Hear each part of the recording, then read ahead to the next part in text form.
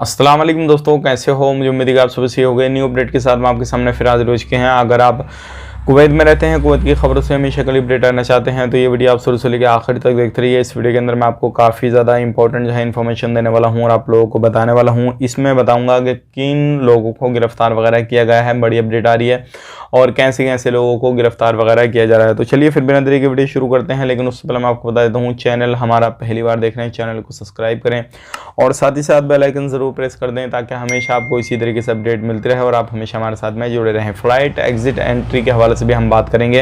तो सबसे पहले बात कर लेते हैं, 3 लोगों को गिरफ्तार वगैरह किया गया है और ये क्लीनिंग वगैरह चला रहे थे। किस तरीके से वो मैं आपको बताऊंगा। जैसे कि आपको मालूम है, कोई भी बंदा जब कोई चीज़ करता है तो वो एडवर्टाइज जो है देता है, चाहे वो टीवी हो या फिर अखबार हो या किसी भी तरीके से वो सोशल मीडिया पर एडवर्टाइज करता है। तो एमआई को मालूम पड़ा कि इस तरीके से ये चल रही है, लाइसेंस वगैरह का चेक वगैरह किया गया तो उन लोगों के पास में ये सारी चीज़ें नहीं थी। तो एक बंदे को वहाँ पे भेजा, यानी कि एक मरीज़ बना के वहाँ पे भेजा। उसके बाद में सारी चीज़ें की गई और उसके बाद में 2 बंदों को वहाँ से गिरफ्तार किया गया और जो उस क्लिनिक को चला रहा था उस बंदे को भी फिर गिरफ्तार कर लिया गया। अगर आप कहीं पे भी कोई भी काम करते हैं, खाली आप लीगल हैं और आप ऐसे बंदे के पास में काम करते हैं जो आपसे इलीगल तरीके से काम कराता है, कुछ भी कराता है, तो आप भी उस गुनाहगार के हकदार होंगे और आपको भी जो है हो सकता है डिपोर्ट वगैरह कर दिया जाए उसी जुर्म के चक्कर में, और हो सकता है आपका हमेशा के लिए बैन कर दिया जाए। तो अगर आप सही तरीके से काम काज कर रहे हैं, कुछ भी कर रहे हैं, तो ऐसे थोड़े बहुत लालच के चक्कर में इलीगल काम बिल्कुल ना करें। नहीं तो आप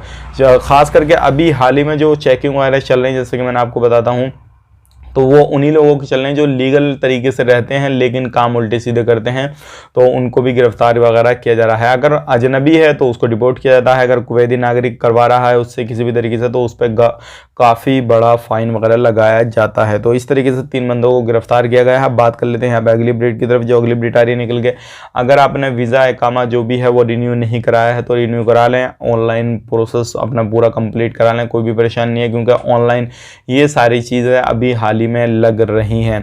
अब बात कर लेते हैं यहाँ पे एग्जिट एंट्री के हवाले से। तो आप एंट्री भी कर सकते हैं कुवैत के अंदर, और रूल रेगुलेशन आपको मालूम ही है कि आपको कोविशील्ड के दोनों डोज आपको कंप्लीट होने चाहिए।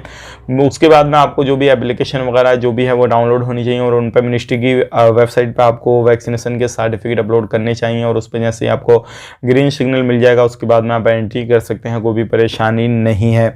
एग्जिट की बात करते हैं तो आपको कोरोना की वैक्सीन कुवैत के अंदर लगी हुई होनी चाहिए, तब उसके बाद एग्जिट कर सकते हैं। और इंडियन एम्बेसी से कॉन्टैक्ट करेगा, टिकट के बारे में जो भी इन्फॉर्मेशन वगैरह है वो आप ले दे सकते हैं। तो मिलेंगे नेक्स्ट वीडियो में, तब तक के लिए आप अपना ख्याल रखें, अपनी फैमिली वालों का ख्याल रखें। Take care, bye bye.